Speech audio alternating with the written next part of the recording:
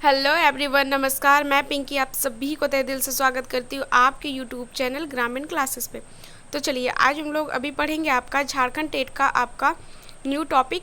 ठीक, झारखंड पंच परगनीय का, झारखंड टेट पंच परगनीय आपका जो सब्जेक्ट है भाषा है, उसका आज हम लोग लोक कथा का आज का टॉपिक है हम लोग बीन बापिक छुआ। ठीक ना, इसके बारे में आज हम लोग करेंगे। तो चलिए स्टार्ट करते हैं हम लोग। तो आज का टॉपिक क्या है, हम बताएं कि बिन बापेक छुआ। ठीक, तो चलिए स्टार्ट करते हैं हम लोग बिना किसी देरी किए। तो चलिए, बेजाय दिन के पुराना कथा है कि एकटा नगरी एक राजा रहत रहे। बहुत पुराना बात है कि एक नगर में एक ठो राजा रहता था। ठीक, ओकर एकटा रानी रहे, उसकी एक ठो पत्नी थी, एक रानी थी। रानी टा बेजाय सुंदर रहे। रानी जो थी उनकी पत्नी जो थी वो बहुत ही सुंदर थी। ठीक, अनेक दिन बादे रानी केर गढ़ भारी होलक। बहुत दिन बाद मतलब प्रेग्नेंट हुई। ठीक ना, उसके बाद से समय रानी के मांस भूजल खाए मन करलक। उस टाइम जब वो उनका मतलब प्रेग्नेंट हुई, उस टाइम उसको मांस का भुजिया खाने का मन किया। तो वो राजा के आपन खाए इच्छा जानलक। मतलब उसको जब मन किया तो राजा को जाके बोली कि हमको ये खाने का मन कर रहा है। तो फिर वो जाके बोली राजा को। उसके बाद क्या होता है कि उसके बाद होता है आपका कि रानी की इच्छा पूर्ण करे तेहे राजा शिकार केर खातिर एकटा आखंड बन चल गेले। मतलब रानी जब बोली कि हमको खाने का मन कर रहा, तो उनका इच्छा को पूरा करने के लिए राजा ने क्या किया, एक जंगल की ओर मतलब अखंड वन उधर चल गए। ठीक ना, शिकार करने के लिए। तो रानी राजा के घुरे आसरा देखे लागलक। मतलब अब तो सुबह को निकल गया था, फिर उसको आने का मतलब कि राह देख रही थी, मतलब कि कब आएंगे। शाम हो गया था तो घुरे आसरा देखे लागलक। उसके बाद क्या होता है, 8 दिन बीत गया। फिर 8 दिन बीत गया, राजा जाके फिर 8 दिन बीत गया। मंतु राजा नी घुरलक, लेकिन राजा नहीं आए, वापस नहीं आए। तो हिंदे रानी रोजे रोजे अशुगन देखे लागलक। मतलब अपशगुन हम लोग जिसको बोलते हैं तो उसी को पंचपरगनिया में बोलता है कि अशगुन। ठीक ना, तो इधर रानी उनका आशा देख देख के मतलब क्या बोल रहा है, इधर मतलब अपशगुन देखे लागलक। तो ओकर दाहिना आँखटा फड़के लागलक। तो क्या क्या क्या हुआ, उनका रानी जी का जो दायां आँख था वो मतलब कि फड़क रहा था, हिल रहा था जिसको बोलते हैं। तो फिर क्या होता कि छाइन ऊपरे गीदे बाइसे लगलक। मतलब गिद्ध चिल, ठीक है ना, वो क्या लोगों के छान के ऊपर में क्या बैठा हुआ था। फिर दाहिना भुजाटा फड़के लागलक। फिर दाहिना भुजा फड़का। राइते घर महान बिलाए गौगाए लागले। फिर रात को बिल्ली रोने लगी, है ना। उसके बाद होता है कि उसे शंका हुए गेलक जे जरूर कौन घटना घटे हुई। फिर वो सोचने लगी कि 8 दिन बीत गया, अभी तक नहीं आए, और ऊपर से अपशकुन मतलब कि कभी छान के ऊपर में बाज बैठता है, तो कभी आँख फड़कता है, तो कभी रात में बिल्ली का आवाज़ सुनाई देता है, तो कभी दाहिना भुजा फड़कता है। तो उसको फिर समझ में आ गया कि कुछ अपशकुन हुआ होगा। ठीक ना, कुछ घटना हुआ होगा। फिर क्या होता है कि हुंदे राजा के यात्रा खराब। फिर उधर राजा जी जो गए थे, राजा क्या लाने के लिए, मांस, है ना। तो उनका यात्रा खराब है कि ओके कोनो शिकार नहीं भेटा है, कोई भी शिकार उसको नहीं मिला था उनको। तो यदि कन भेटावे करतक तो निशाना चूक जात रहे। मतलब अगर कोई भी शिकार करने गए थे, तो कोई भी अगर जीव जंतु को देखते तो उसको शिकार करते, जब निशाना साधते तो फिर चूक जाता था। तो इसने महान राजा शिकार खोजते खोजते अखंड वन के भीतर चल गए। ऐसे ही राजा क्या बोलते, शिकार खोजते खोजते अखंड वन जो था, जंगल था, उसके अंदर घुस गए। मतलब अंदर तरफ नहीं मिल रहा था तो खोज खोज के आगे बढ़ते गए। तो वैसे वो अखंड वन के अंदर घुस गए। तो राजा छुछा हाथ का रकम घुरी। मतलब राजा को भी मिल नहीं रहा था, वो रानी को आस दे के गया था कि मैं लेके आऊँगा, तो अब खाली हाथ में कैसे वापस आएंगे। इसीलिए वो खोजते गए, अंदर जाते गए। तो एक जगह अचका एकटा रण भैंसी संग ओकर भेंट होलक। मतलब अंदर वन के अंदर जाते रहे तो अचानक एक जगह क्या ये रण भैंसी जो था जानवर उनके साथ आमना सामना हो गया। तो रण भैंसी के देखे कहन राजा पराए लागलक। फिर उनको देखा तो बहुत खतरनाक दिख रहा था। तो राजा उनको देख के क्या हुआ, क्या किए तो भागने लगे। तो उसके बाद क्या होता है कि रण भैंसी होके कुदाए लागलक। मतलब रण भैंसी उसको दौड़ाते पीछे मतलब आगे आगे दौड़ते राजा, फिर पीछे पीछे दौड़ा के दौड़ा क्या बोलेंगे दौड़ा रहे थे, ठीक ना। तो पारात पारात के राजा थके कहन गिर गेलक। राजा भागते भागते क्या हुआ, थक गए, इतना भागे तो थक गए तो और गिर गए। तो रण भैंसी अपन चरव सिंह महान धुनय के मार देलक। फिर जो उनका सिंह था रण भैंसी का जो सिंह था उससे उसको मार दिया राजा को, ठीक ना। रानी के मांस खाए की इच्छा पूरा नहीं होलक। अब रानी तो मांस खाने का इच्छा था तो वो इच्छा उनका पूरा नहीं हुआ।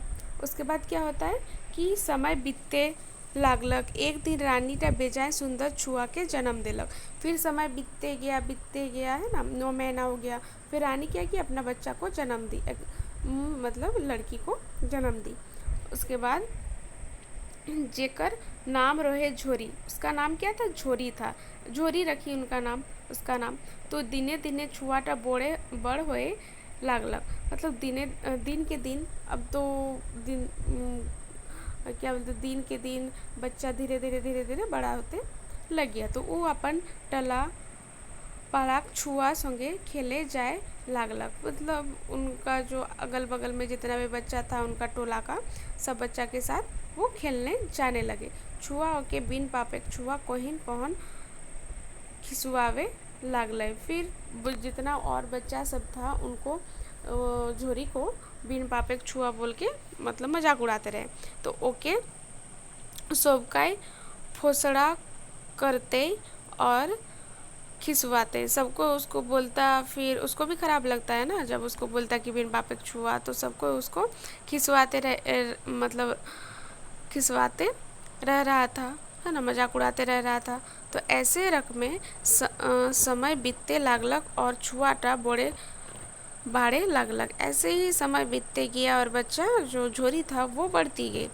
एक दिन छोरी खदरखन होय के अपन माय तहा आलोक आर कहलक मोके जेटा गावे छुआ फोसड़ा और बिन बापे छुआ कहलक। फिर वो अपने माँ के पास एक दिन क्या हुआ, सब बच्चा उसको मजाक उड़ाते रहता था। तो फिर वो एक दिन अपनी माँ को पूछी, है ना, अपनी माँ के पास आई और पूछी कि सब बच्चा हमको ऐसा क्यों बोलता है बिन पापे छुआ। तो से तो है आज मौके कह दे। फिर बोले आज हमको बता दो कि मेरे पापा कहाँ हैं, मोर बाप कहाँ आए हैं ना, मेरे पापा कहाँ हैं, पिताजी कहाँ हैं। तो ओकर माए ई कथाटा ओके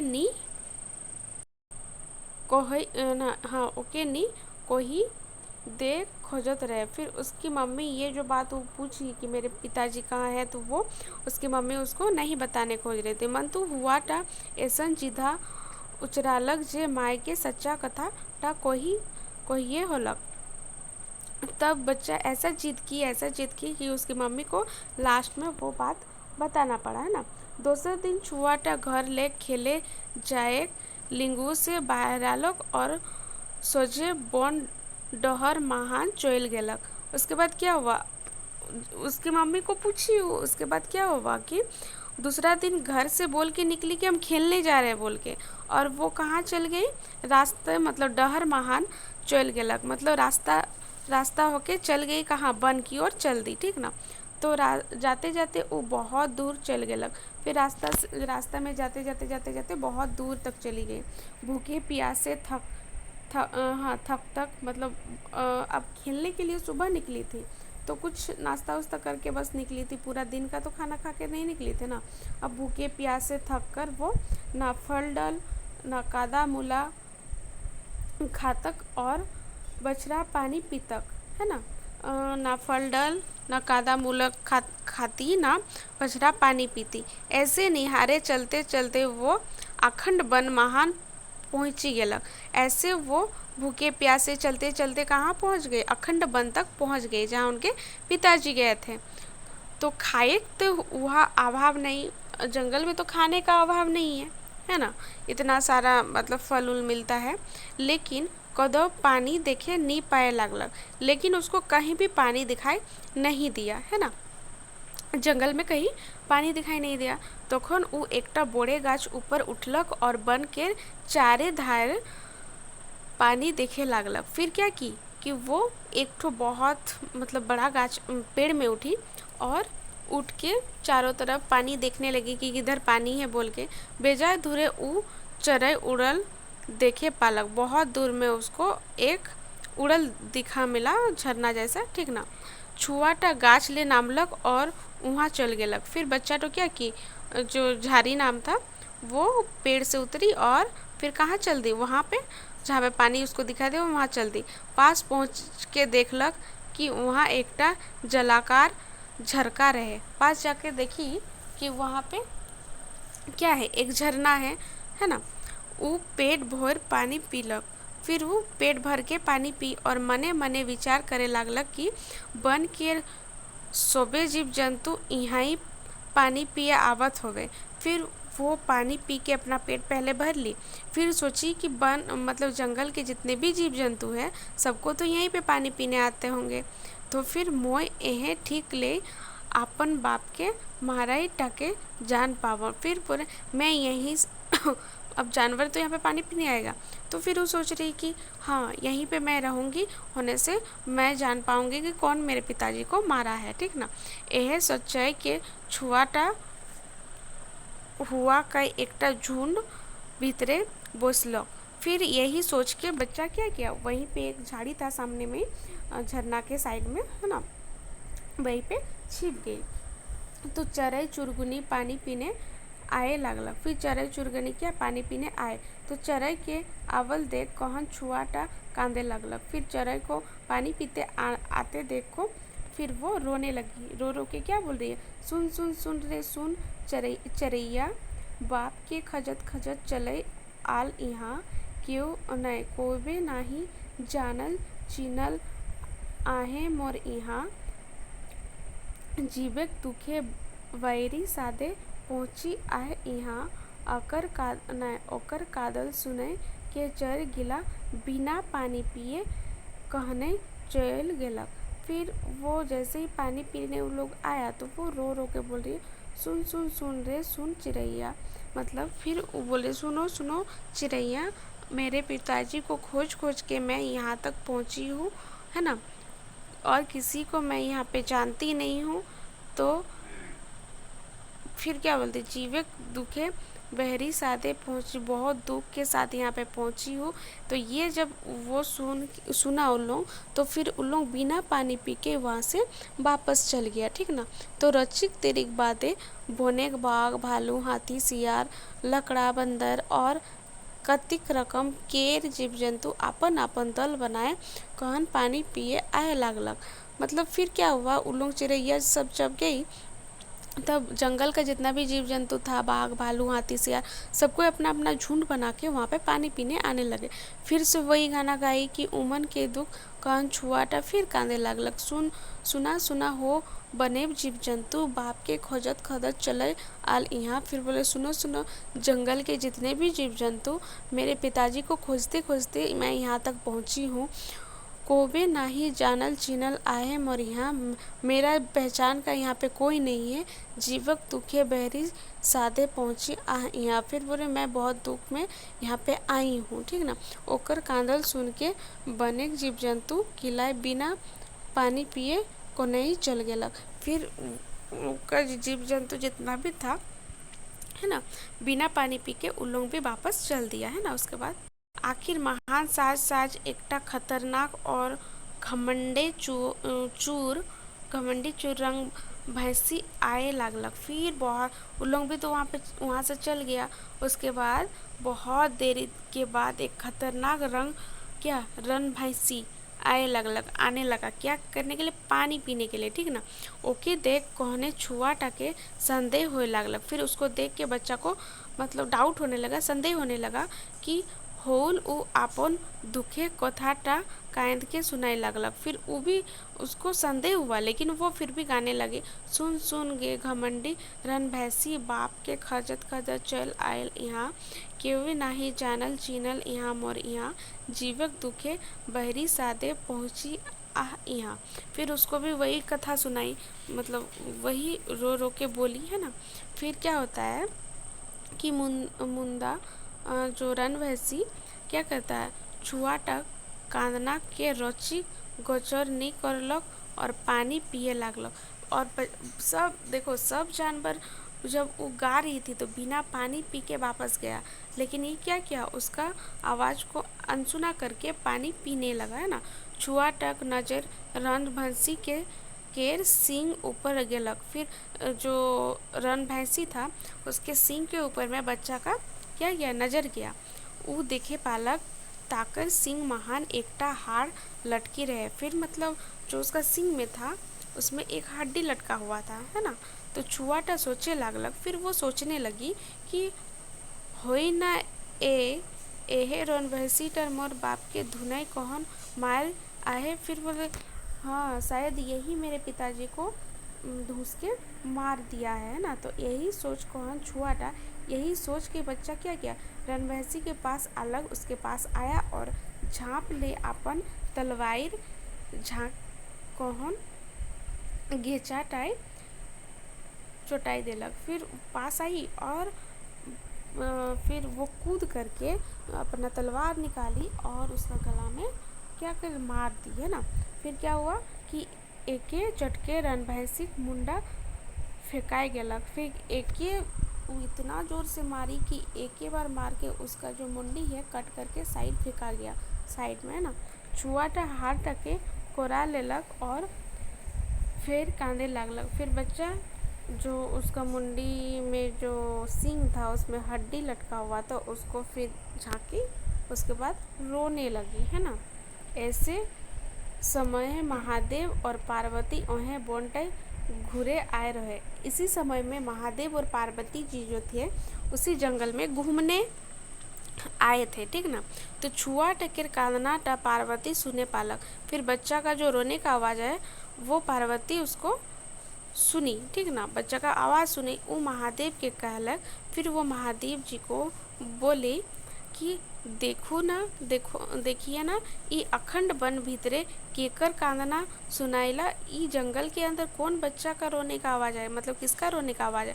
महादेव कहलक अरे बाबा। फिर महादेव जी बोले कि अरे बाबा, जनिक बुइत तनिक छरे गागालय लागे कांदलाए ऐसा सुने पालक।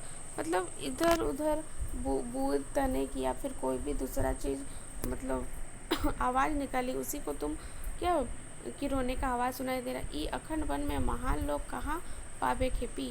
फिर महादेव जी पार्वती जी को बोलते हैं कि ई अखंड जंगल में महान लोग मतलब आदमी कहाँ पावे खेपी, है ना। महादेव फिर दोहराए के कहलक। फिर वो बोले एहे तो है मोय तुम्हें टाई जोनी कथा विश्वास नहीं करला। फिर बोलते हैं हाँ, हमको सुनाई दिया, आपको विश्वास नहीं हो रहा। धीरे धीरे उमन छुआटा बाटे आए लागलक। फिर उन लोग धीरे धीरे घूमते घूमते बच्चा जिधर था उधर आने लगे, ठीक है। छुआटा के कांदना रह उठा। फिर उसी टाइम बच्चा तो रोने लगा तो महादेव और पार्वती ओकर पास आ गए, है ना, आए। उसके बाद छुआटा के कांदना सुन के महादेव कहले ए रे बाबू। फिर मतलब बच्चा का आवाज़ सुन के महादेव बोले कि ए रे बाबू, हाड़ के टांगले का पावे। फिर वह हड्डी को टांग के तुमको क्या मिलेगा। तो गावे घरे मांगले धान चार पावे, जेटाई तोर पेट चली।